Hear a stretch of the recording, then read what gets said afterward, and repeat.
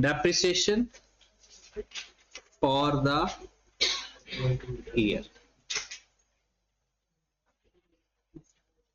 Depreciation हमेशा एक से ज्यादा अगर एसेट्स हों एक जैसे, तो उसकी डेप्रिसिएशन एसेट्स के हिसाब से नहीं फाइंड करेंगे, ईयर्स के हिसाब से फाइंड करेंगे। हाँ, अगर मिसाल के तौर पर आपके पास व्हीकल है तो व्हीकल एक से ज्यादा है, तो इसकी डेप्रिसिएशन लेने के लिए हमने जो पैटर्न इस्तेमाल करना है, तो सबसे पहले देखना है कि आपके पास करंट ईयर से पहले कौन कौन से व्हीकल है, उनको डेप्रिशिएट करना, मतलब पुराने सारे व्हीकल। फिर आपने देखना है कि आपने करंट ईयर में खरीदे कितने, इस दो पैटर्न में। तीसरा पैटर्न आ जाएगा डिस्पोजल। डिस्पोजल का मतलब होता है एसेट को बेचना।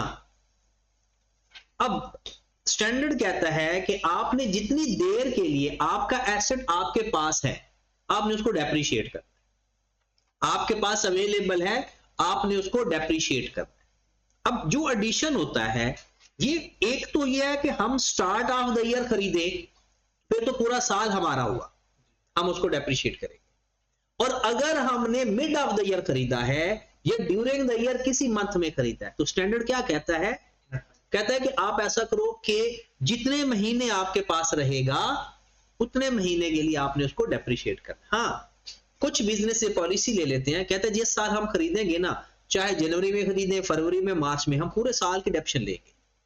अगर कोई ऐसा बिजनेस होगा तो वो क्वेश्चन के अंदर लिखेगा कि full year depreciation in the year of purchase, no depreciation in the year of disposal. But अगर ना बताया हो तो फिर कैसे होता है, मंथली बेसिस के ऊपर, जितने महीने हमारे पास एसेट रहेगा हम उसको डेप्रिशिएट करेंगे। डिस्पोजल को अभी हमने नहीं छेड़ा, ठीक है, आज इसको थोड़ा सा देखते हैं ताकि डिस्पोजल का काम भी आज हमारा हो जाए। पहले एक सिंपल सवाल देखते हैं कि अगर कभी जिंदगी में हमारे पास कोई ब्रॉड ऑन पड़ा होता है, brought on at 1/1/2024 cost ₹400,000, brought on at 1/1/24 accumulated depreciation ₹170,000। पहले तो इसका मतलब बताओ सबको, 2024 में आपके पास ब्रॉड ऑन पड़ा हुआ है और ये ब्रॉड ऑन आया कहां से, 31 दिसंबर 2020। पिछले साल का जो क्लोजिंग बैलेंस था, अगले साल का वो ओपनिंग बैलेंस माना जाएगा। तो दिसंबर 23 और 1/1/24 एक ही बात है, पिछले साल का एंड वाला बैलेंस ही हम अगले साल स्टार्ट में लिखते हैं। इसका मतलब ये है कि ये वो तमाम एसेट्स हैं जो दिसंबर 23 तक खरीद लिए थे या 1/1/24 से पहले खरीदे हुए हैं।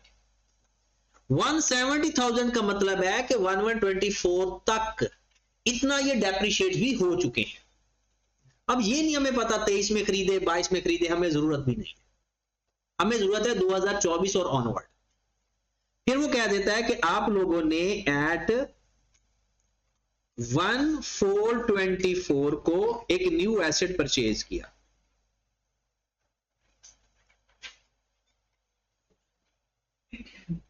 ₹200,000 का। फिर एक और एसेट खरीदा एट 1/11/24 को ₹240,000 का। कहता है मुझे डेप्रिसिएशन फाइंड करके दे, डेप्रिसिएशन फॉर द ईयर 24। तो याद रखें, डेप्रिसिएशन के लिए आपने 3 स्टेप के अंदर डेप्रिसिएशन फाइंड किया करते हैं। एक आपने सबसे पहले क्या देखना है, ब्रॉड ऑन, फिर आपने देखना है सारे एडिशन, और फिर आपने देखना है सारे डिस्पोजल। हर साल जब भी डेप्रिसिएशन लेंगे, गिवन है इंफॉर्मेशन तो ठीक है, वरना किसी ना किसी तरीके से फाइंड करें। तो जब भी आपने डेप्रिसिएशन निकालनी है, depreciation for the year 24, 3 step, एक स्टेप ब्रॉड डाउन और दूसरा एडिशन। जो नहीं होंगे वो हम लेंगे ही नहीं। अब सबसे पहले अगर हम मेथड की बात करें तो फिलहाल हम स्ट्रेट लाइन मेथड पढ़ रहे हैं। 10% डेप्रिसिएशन रेट ले लेते हैं स्ट्रेट लाइन मेथड के जरिए। 10% स्ट्रेट लाइन मेथड। जब भी क्वेश्चन करने लगोगे और एक काम आपने लाजमी करना पड़ेगा कि आपने depreciation for the year find करनी पड़ेगी। आपने देखना है कि सिंपल अगर आपके पास ब्रॉड ऑन का कॉन्सेप्ट चल रहा है तो सबसे पहले ब्रॉड ऑन उठाएं, डेट लिखनी है तो डेट भी लिख ले उसकी। आपके पास ब्रॉड ऑन है 4 lakh, cost minus residual value, अगर है तो ठीक है वरना डायरेक्ट मल्टीप्लाइड बाय 10%।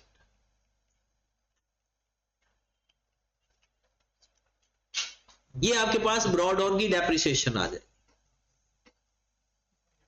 फिर उसके बाद आपने देखना है एडिशन। एडिशन की डेट क्या है? 1/4/24। आपने एक एसेट 2 लाख का खरीदा, आपने उसके ऊपर 10% लगाना है और आपने मंथ गिन के बाय 12 कर दे। जो एसेट आपने 1/4 को खरीदा वो पूरे साल आपके पास अवेलेबल नहीं था, कितना आ गया? 15,000। फिर आपने सोचना है कि क्या कोई और एसेट भी खरीदा।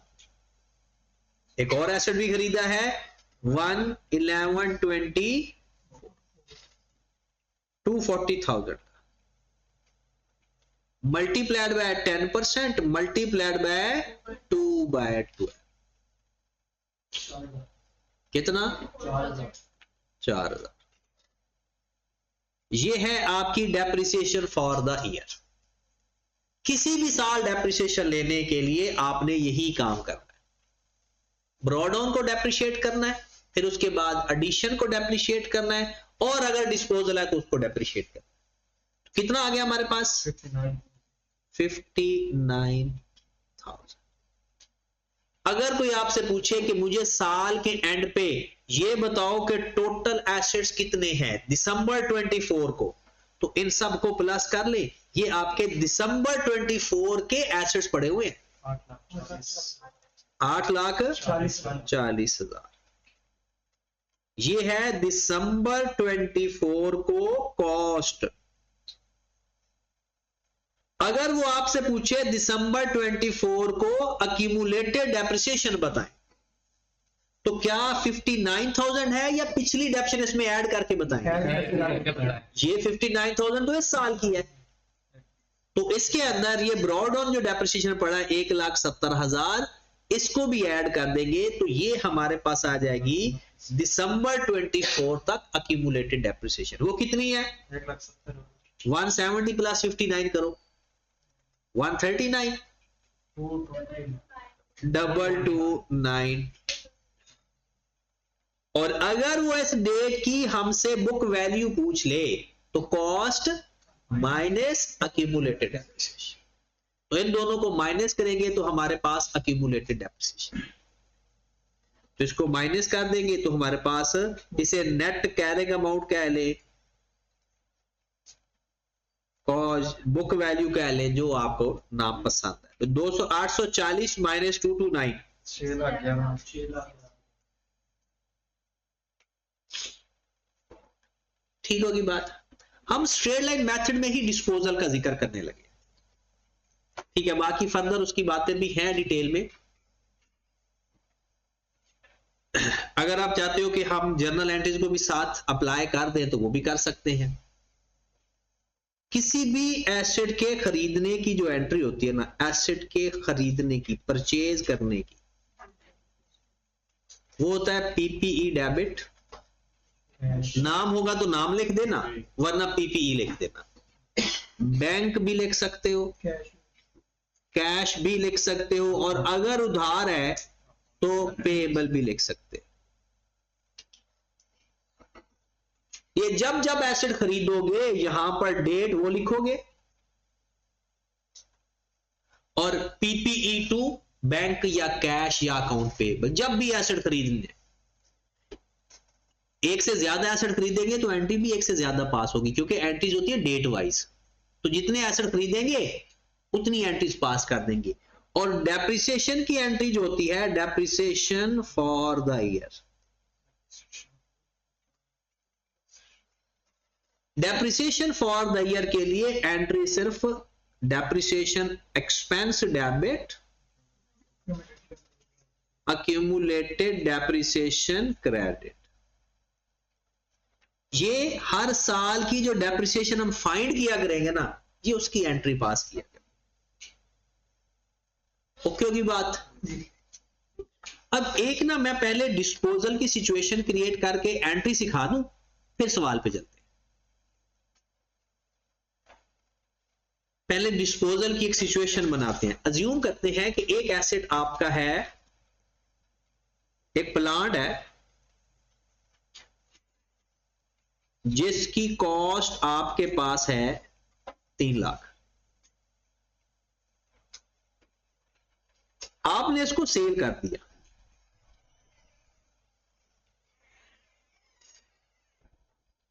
$1,20,000 का।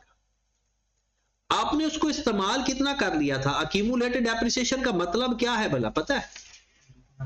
ये वाला एसेट आपने कितना इस्तेमाल कर लिया या कितना डेप्रिशिएट कर लिया। सपोज उसके हम ले लेते हैं 240,000। इस 240,000 का मतलब क्या है कि जो एसेट आपने खरीदा ना, ये वाला प्लांट, ये जब से खरीदा था उसको डेप्रिशिएट करते करते वो कितना डेप्रिशिएट हो गया? 2,40,000 तक डेप्रिशिएट हो गया। तो फिर जो एसेट बेचा है हमने, उसकी नेट बुक वैल्यू कितनी है? Net carrying amount. क्या कैसे फाइंड करेंगे? 3 लाख माइनस 2,40,000 60,000। अच्छा, इसको ना एक 20,000 का बेच लो, 1 काट दो, ताकि अभी नुकसान वाली पहले एंट्री करवाता हूं, गेन वाली बाद में करवाता हूं। कॉस्ट का एक और नाम भी है, ग्रॉस कैरिंग अमाउंट।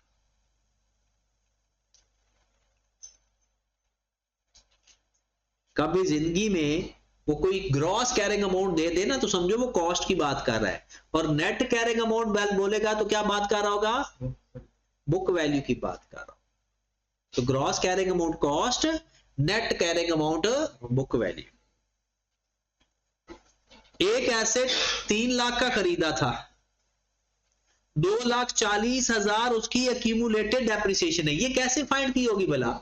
जिस दिन खरीदा उस दिन से लेकर जिस दिन बेचा उस दिन तक डेप्रिसिएशन फाइंड की हुई है, खरीदने से बेचने तक। बुक वैल्यू कितनी आ गई? 60,000। ये 60,000 वाला एसेट हमने बेचा कितने का? 20,000 का। हमें गेन हुआ या लॉस? लॉस। कितना लॉस हुआ? 40,000 का हमें लॉस हुआ।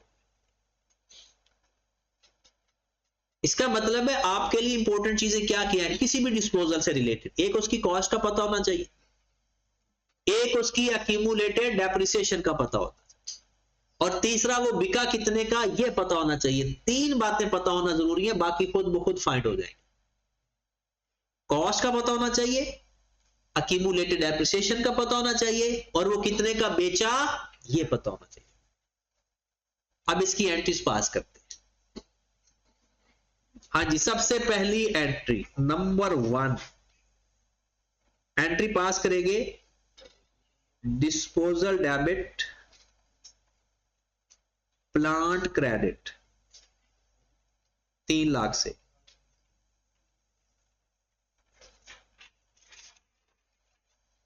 Disposal debit plant credit 3 lakh से।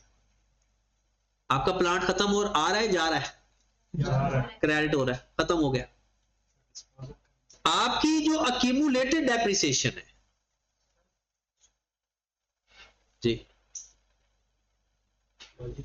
लॉजिक मैंने बताया ही नहीं, समझ कहां लगे? अभी तो मैं एंट्री बता रहा हूं, लॉजिक भी बताऊंगा। अच्छा, हमारी डेप्रिसिएशन की एंट्री क्या होती है?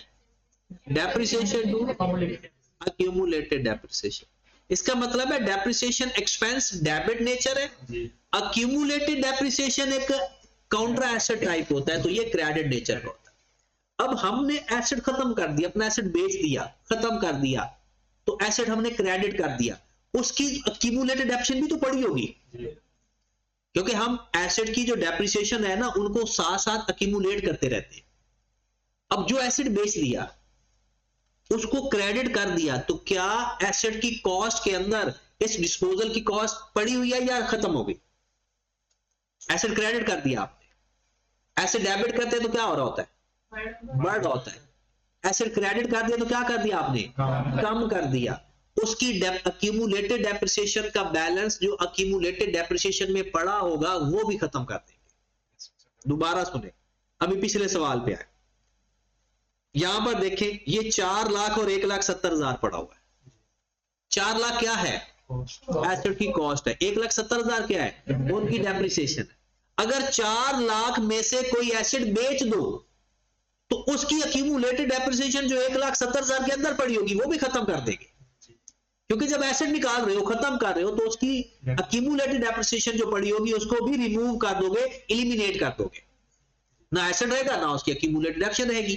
तो जब आपने डिस्पोजल के अंदर अपना एसेट क्रेडिट कर दिया, उसकी अक्यूमुलेटेड डेप्रिसिएशन को क्या करना चाहिए? डेबिट, क्योंकि by default accumulated depreciation credit nature की है, हमने उसको खत्म करना है तो डेबिट कर देंगे। नंबर 2 एंट्री पास करेंगे, accumulated depreciation debit, disposal credit. Accumulated depreciation कितनी है उसकी? 2,40,000। ये बुक से एलिमिनेट कर रहे हैं, एसेट को रिमूव किया, उसकी अक्यूमुलेटेड डेप्रिसिएशन भी रिमूव कर दी।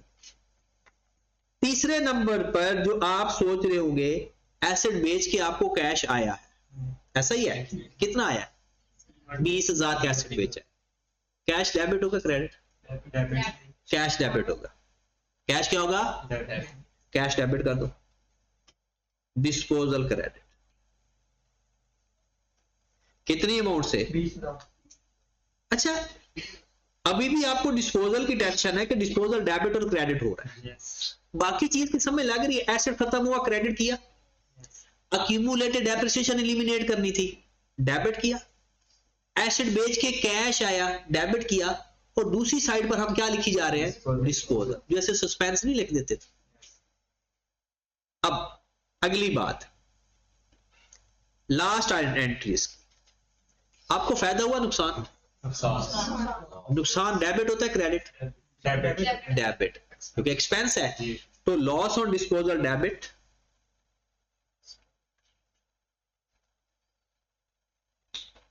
Disposal credit. कितना लॉस हुआ था? 40,000। एंट्रीज तो हमारी खत्म हो गई।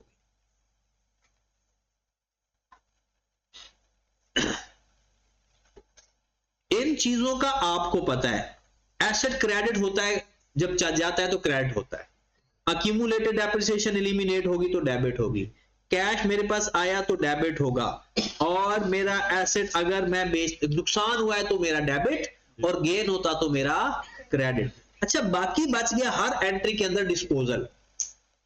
हर एंट्री के अंदर क्या बन गया? डिस्पोजल। अगर आप इन चारों एंट्रीज का डिस्पोजल को नेट करोगे तो 0 हो जाएगा। चारों एंट्रीज को नेट करोगे तो 0 हो जाएगा। तो फिर ये चक्कर क्या है? ये किसी बाबे ने जिसने ये काम किया बहुत अच्छा किया। मतलब अगर आप इसको इकट्ठा कंबाइन एंट्री पास करते ना तो शायद समझना मुश्किल हो जाता। उसने क्या किया, एक वक्ती तौर पर एक अकाउंट क्रिएट किया डिस्पोजल का। उसने कहा अच्छा मैंने एसेट बेच दिया क्रेडिट करके, एसेट बेचा मतलब डिस्पोजल नाम है एक, ये कोई अकाउंट नहीं है। अगर मैं आप ये मुझसे पूछूंगा इसकी नेचर क्या है, तो ये जब अकाउंट ही नहीं है, अब खुद देखिए ये जीरो हो रहा है, डिस्पोजल खत्म हो रहा है। तो ये जस्ट लाइक एक अकाउंट है जो फर्जी तौर पर क्रिएट किया हुआ है एंट्रीज को समझने के लिए। अदरवाइज ये डिस्पोजल की जो एंट्री है जो हम अपनी बुक्स में पास करेंगे, ये दोनों एंट्री साथ लेकर चलनी है, फिलहाल एंड पे जाकर हम खत्म कर देंगे। अगर कोई एसेट हमारे पास क्या है, कैश आया था, कैश को क्या करते हैं हम, डेबिट। कितना कैश आया था आपके पास, अक्यूमुलेटेड डेप्रिसिएशन को एलिमिनेट करना है, डेबिट डेबिट करूंगा, 240। अक्यूमुलेटेड डेप्रिसिएशन 240 से मुझे लॉस हुआ था, लॉस डेबिट होता है क्रेडिट, डेबिट होता है। 40 मेरा प्लांट बेच दिया था क्रेडिट। तो आया था या गया था, तो प्लांट मैंने कितने वाला प्लांट गया, 3 लाख। ये है डिस्पोजल की एंट्री। अब 4 एंट्रीज को अगर कंबाइन करोगे तो यही बन रही है। अब जो मैंने हाईलाइट किया है, अब इसको उठाएं, इसमें फिक्स कर दे तो यही एंट्री बन जाएगी।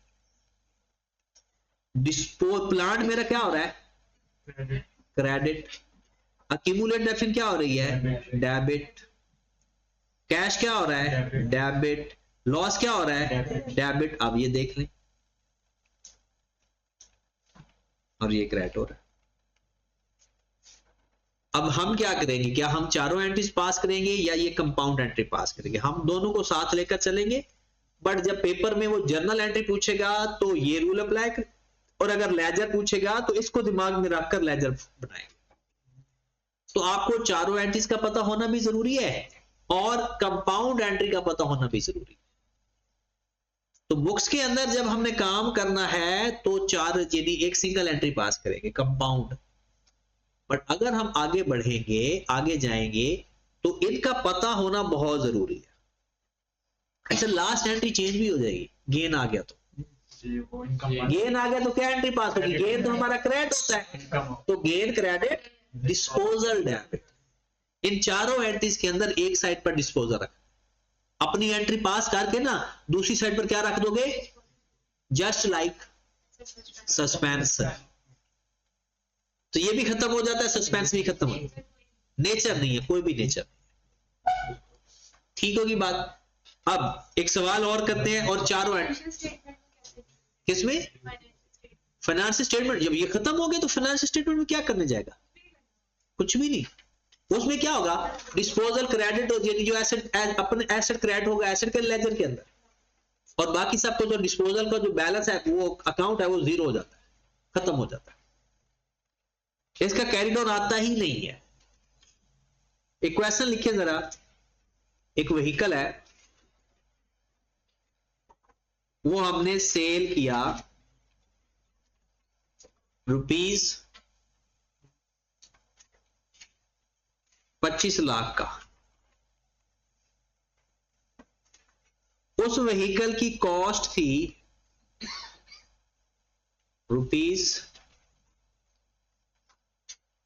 ₹40 लाख।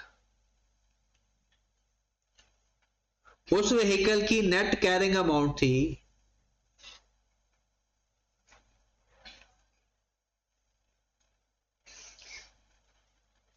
₹2100,000। इस इंफॉर्मेशन से मुझे चारों एंट्रीज पास करके दे डिस्पोजल, जल्दी करें।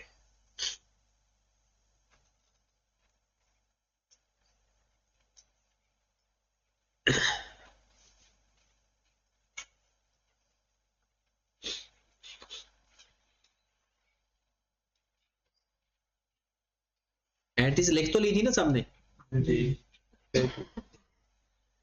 चारों एंट्रीज पास करके थे।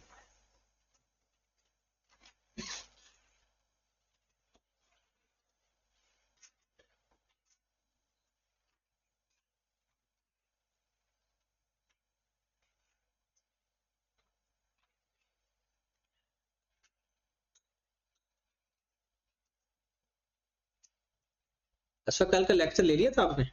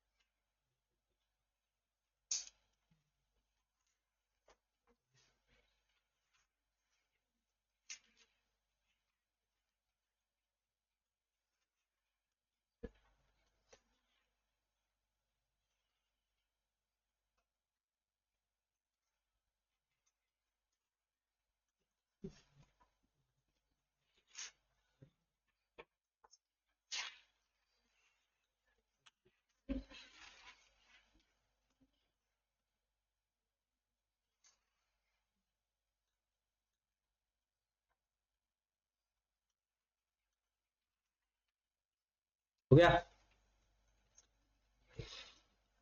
ठीक रहेगी। हाँ,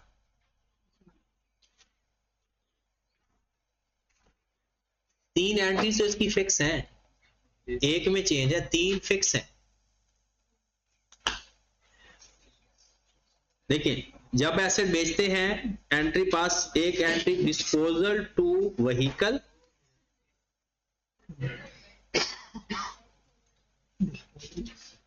एक ये एंट्री फिक्स है,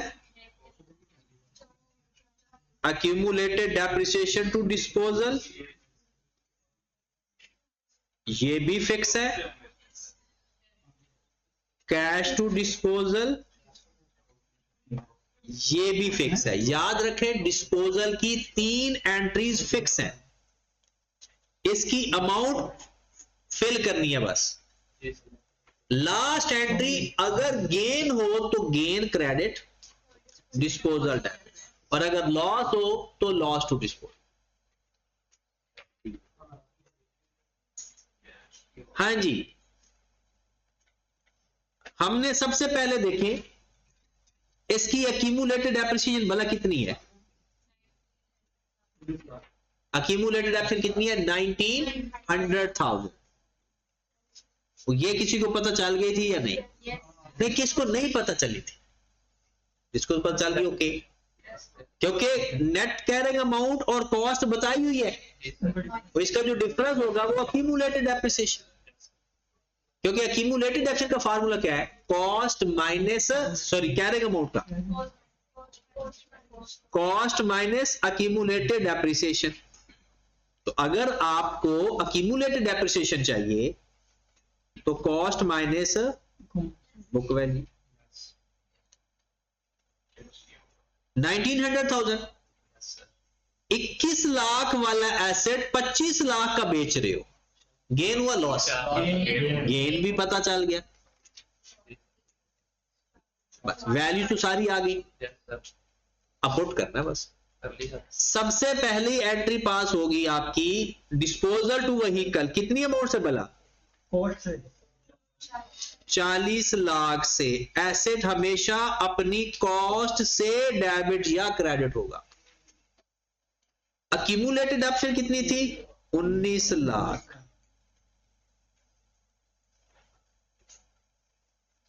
बेचा कितने का था?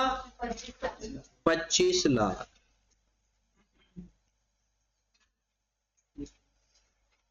और इसके ऊपर गेन आया या लॉस आया?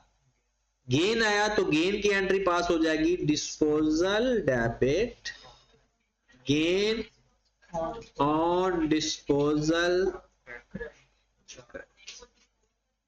400 था।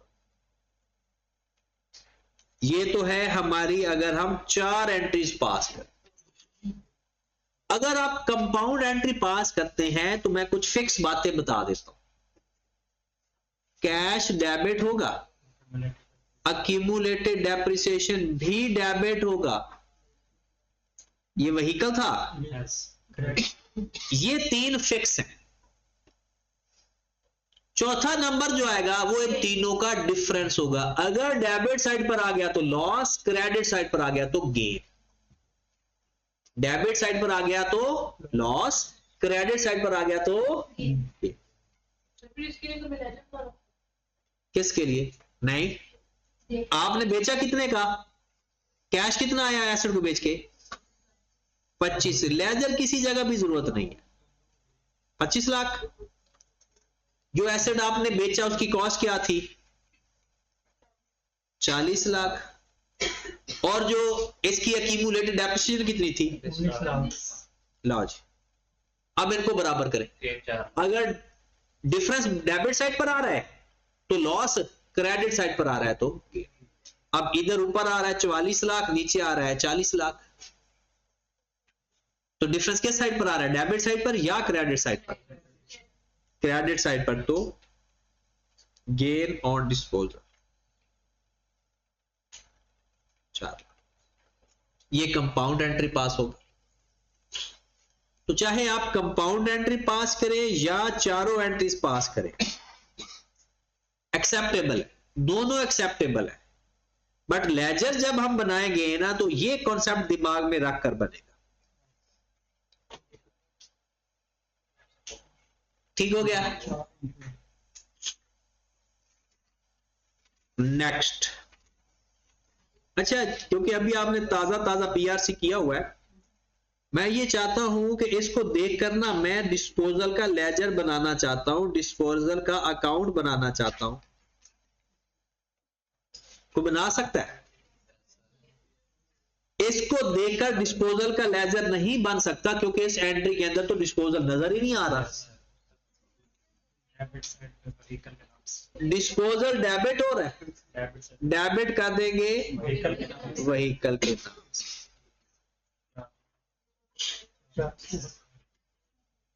क्रेडिट हो रहा है किस नाम से? अक्यूमुलेटेड डेप्रिसिएशन के नाम से। क्रेडिट हो रहा है कैश के नाम से। फिर डेबिट हो रहा है गेन के नाम से।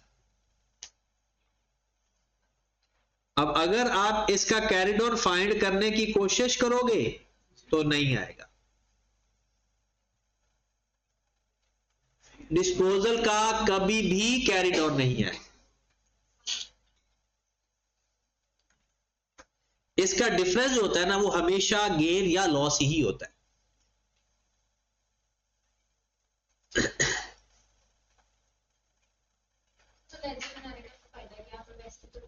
अगर वो लेजर हमसे पूछ ले तो फिर तो बना के देंगे ना,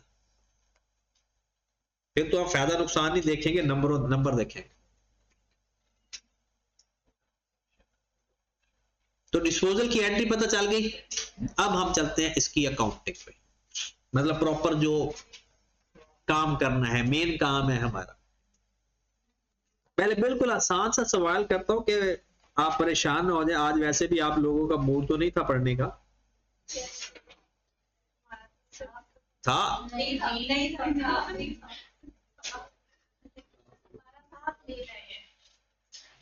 जब था तब बात थी। अच्छा, तो मुझे बता देते जब आपका मूड था। अच्छा,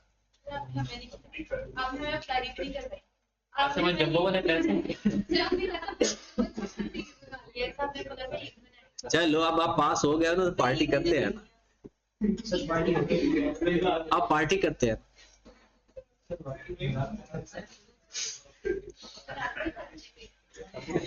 जो किसी ना किसी तरीके से कोई अगर गलती से फेल हो गया है तो पार्टी वो देगा।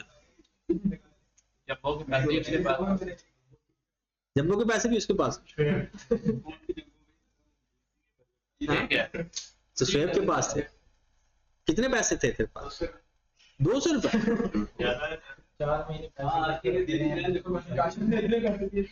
ये तो सिर्फ काशिफ के थे। चलो इसका कल ऑडिट करते हैं। क्वेश्चन देखें। अच्छा पहले क्वेश्चन बिल्कुल सिंपल वे में चलते हैं, फिर इसको ऑफिशियल तरीके से ले जाते हैं। ब्रॉड ऑन कॉस्ट 1/1/2024 रुपीज 800 ही कर लेते हैं, 800,000 को जीरो बचाते हैं। accumulated depreciation का ब्रॉड ऑन 1/1/24 को ₹240 at 1/4/24 asset purchased ₹300 at 30th June 24 assets sold for ₹120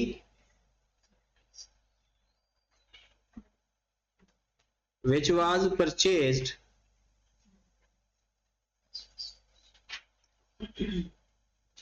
₹200 at 1/1/2021.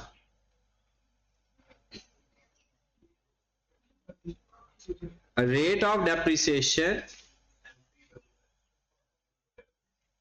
10% straight line method. Year end 31st December. Requirement है find depreciation and net carrying amount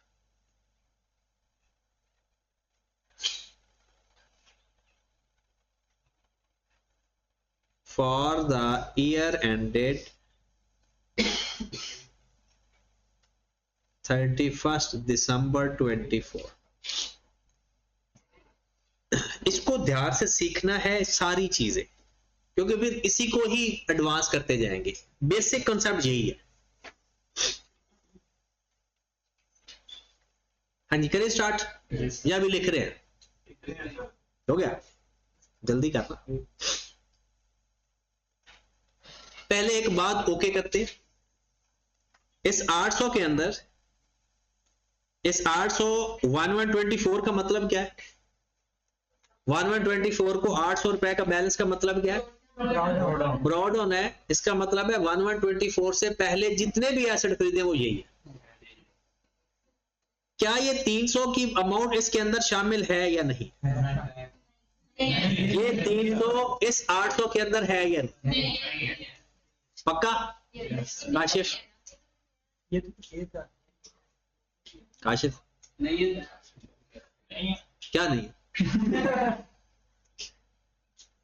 चल अच्छा, एक एसेट आपने बेचा इधर, जून 2024 को एसेट सेल किया 120 का, जिसको खरीदा था 200 रुपए का। कब खरीदा था? 1121 को। अब आपने ये बताना है कि ये जो 200 वाला एसेट है जो आपने बेच दिया है, क्या वो इस 800 के अंदर शामिल है या नहीं? ओके, क्योंकि आप 1124 से पहले जितने एसेट खरीदे हैं वो 800। अब हम करने जा रहे हैं डेप्रीशिएट। हम पहला स्टेप हमारा क्या होता है? Brought on. याद रखें, ब्रॉड ऑन हम इसलिए डेप्रीशिएट करते हैं क्योंकि वो पहले के खरीदे हुआ होता है और वो सारा साल हमारे पास होता है, इसलिए। अब अगर मैं इस 800 को पूरे साल के लिए डेप्रीशिएट करूंगा तो इसके अंदर ये 207 ही डेप्रीशिएट हो जाएगा या नहीं? अब मेरे लिए बेस्ट क्या है? मैं इसको 200 इसके साथ रहने दूं या सेपरेट कर दूं? सेपरेट क्यों करूंगा? क्योंकि इसके ऊपर 6 महीने की डेप्रीशिएशन है। तो नेक्स्ट स्टेप जो हमारा आया, जो कि फाइनल स्टेप है डेप्रिसिएशन फॉर द ईयर का, कि जब भी ब्रॉड ऑन को डेप्रिशिएट करने लगो, पहले ये देखो इसमें कोई डिस्पोजल तो नहीं शामिल जो इस साल हम बेच रहे हैं। माइनस सिर्फ इस साल वाला करना है जिस साल की डेप्रिसिएशन ले रहे हैं। तो याद रखें, डिस्पोजल में से दो चीजें माइनस कर देते हैं। एक तो डिस्पोजल माइनस कर देते हैं और दूसरा, अगर उसके अंदर कोई फुली डेप्रिशिएटेड एसेट मौजूद हो तो वो भी निकाल देते हैं। अगर इस 800 के अंदर 100 का कोई ऐसा एसेट होता, सवाल के अंदर वो लिख देता या कोई हिंट दे देता कि ये जनाब आपके पास फुली डेप्रिशिएटेड है, तो फुली डेप्रिशिएटेड एसेट को दोबारा कभी डेप्रिशिएट नहीं करते। तो अब आपके पास अब फाइनल प्रोसीजर लगने लगा है, depreciation for the year 24। Depreciation for the year 2020, पहला स्टेप 1124 को ब्रॉड ऑन माइनस डिस्पोजल। क्या करना है? Brought on minus disposal. हाँ जी, ब्रॉड ऑन कितना है? 800 माइनस 200। अब इसका ले लें जो डेप्रिसिएशन लेनी। अब मुझे बताओ, ये पूरा 800 डेप्रिशिएट हुआ है या 600 डेप्रिशिएट हुआ है? 200 को आपने निकाल दिया है। क्या 200 ने भी इस साल डेप्रिशिएट होना है या नहीं होना? होना तो है। कितना होना है उसको फिर अलग डेप्रिशिएट कर लेते हैं डिस्पोजल के नाम से। 200 मल्टीप्लाइड बाय 10% मल्टीप्लाइड बाय 6/12 कितना आ गया? 10। अब ब्रॉड ऑन डेप्रिशिएट हो गया डिस्पोजल के बगैर, और जितना एसेट हमने बेचा हुआ एसेट इस्तेमाल किया है वो भी डेप्रिशिएट हो गया। ब्रॉड ऑन को और डिस्पोजल को अलग अलग डेप्रिशिएट कर, और उसके बाद क्या बच गया? एडिशन। एडिशन की डेट क्या है? 1424 एडिशन। कितने का एडिशन है? 300 मल्टीप्लाइड बाय 10% मल्टीप्लाइड बाय 9/, कितना आ गया? 22.5।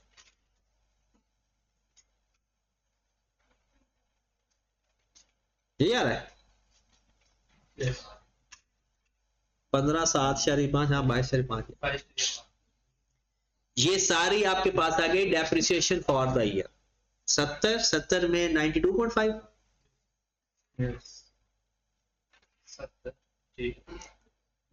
ये है डेप्रिसिएशन फॉर द ईयर। अभी बात 100% कंप्लीट नहीं हुई। डेप्रिसिएशन कंप्लीट होगी। डेप्रिसिएशन लेने के 3 स्टेप हैं, तीनों पूरे हो गए। पहला step brought on minus disposal. अगर एसेट कोई इस साल बेचा है तो पहला स्टेप क्या होगा? Brought on minus disposal. नहीं बेचा तो फिर सिर्फ ब्रॉड ऑन।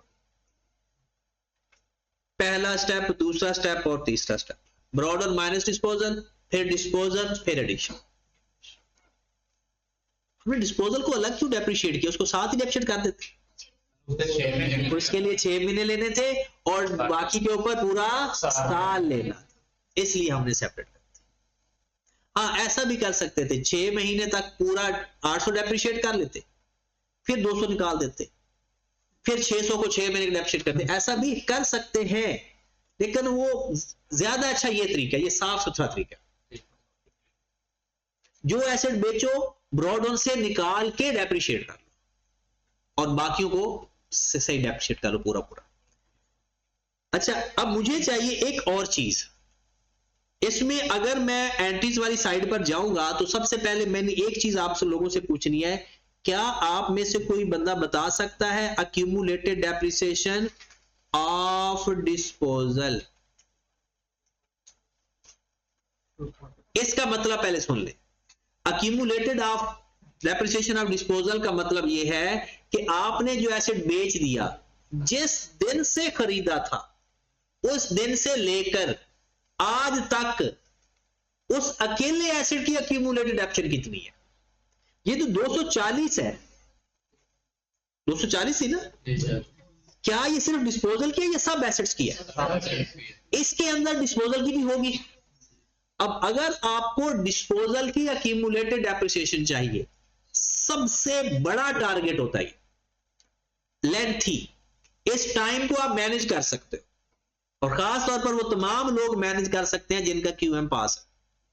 कर वो भी सकते हैं जिन्होंने नहीं पास किया या जिन्होंने एग्जाम्प्ट करवाया है, कर वो भी सकते हैं। अब होगा क्या? 1120 किस डेट को एसेट खरीदा था जो बेचा है? कितने का खरीदा था? 200 का। अब सबसे पहले 2021 में ये डेप्रिशिएट हुआ होगा, 2022 में हुआ होगा, 2023 में भी हुआ होगा, और 2024 के 6 महीने भी हुआ। ये पहला तरीका तो ये है जो सादा सा तरीका है। पहले ये कब डेप्रिशिएट हुआ होगा? दिसंबर 21। रेट क्या है? 10%। पहले साल इसकी डेप्रिशिएशन कितनी आई होगी? 20। फिर ये दिसंबर 22 में डेप्रिशिएट होगा। स्ट्रेट लाइन मेथड है तो डेप्रिशिएशन किस पे लेनी है? कॉस्ट पे। और अगर रिड्यूसिंग बैलेंस मेथड होता तो डेप्रिशिएशन किस पे लेते? Carrying amount. फिर अगले साल भी 20, दिसंबर 23 में भी, और 30 जून 24 में। हमें डिस्पोजल की ना अक्यूमुलेटेड डेप्रिसिएशन भी चाहिए होती है। जर्नल एंट्री पास करने के लिए। कितनी आ गई एक्यूमुलेटेड डेप्रिसिएशन? 20, 20, 60, 70 और 70 200 से माइनस करेंगे तो डिस्पोजल की आ जाएगी कैरिंग अमाउंट।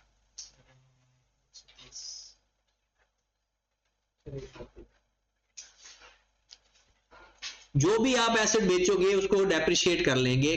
कैसे डेप्रिशिएट करेंगे? जिस दिन से खरीदा था, जिस दिन बेचा तब तक। 2021 में खरीदा, पहला साल कब एंड हुआ होगा उसका? 1 साल की डेप्रिसिएशन लेंगे, 200 का 20% लेंगे। फिर दिसंबर 22 में 1 साल गुजरा, मजीद 20 डेप्रिसिएशन आ गई, क्योंकि स्ट्रेट लाइन मेथड में डेप्रिसिएशन हर साल की एक जैसी रहती है। दिसंबर 2023 में, दिसंबर 2024 में 10, जून 2000, क्योंकि जून के 6 महीने इस्तेमाल हुआ। जिस दिन से खरीदा था उस दिन से लेकर जिस दिन बेचा, टोटल डेप्रिसिएशन कितनी आ गई उसकी? Accumulated depreciation. और 200 में से उसकी एक्यूमुलेटेड डेप्रिसिएशन माइनस की तो 130। हमने इसको बेचा कितने का था पता है? 120 का। ये हुआ लॉस 10। कितने का? 10। अच्छा, आपने एक फार्मूला छोटा सा पढ़ा होगा कहीं, I is equal to PRT, पढ़ा हुआ है? जी।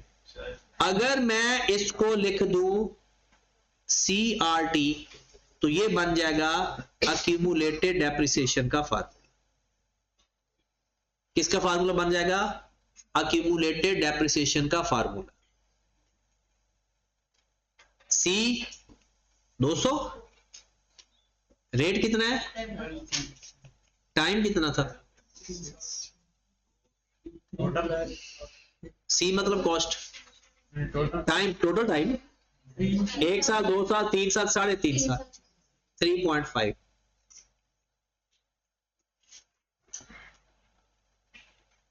तो आप लोग चाहो तो एक्यूमुलेटेड डेप्रिसिएशन डायरेक्ट फाइंड कर सकते हो।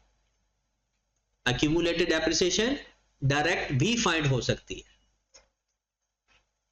किसी भी एक एसेट की। अगर आपको, क्योंकि हमें चाहिए होगी, जब जब कोई एसेट बेचोगे उसकी एक्यूमुलेटेड डेप्रिसिएशन की हमें जरूरत पड़नी है, तो इसकी एक्यूमुलेटेड डेप्रिसिएशन फाइंड करने का ये एक मेथड भी है। ये सिर्फ स्ट्रेट लाइन के लिए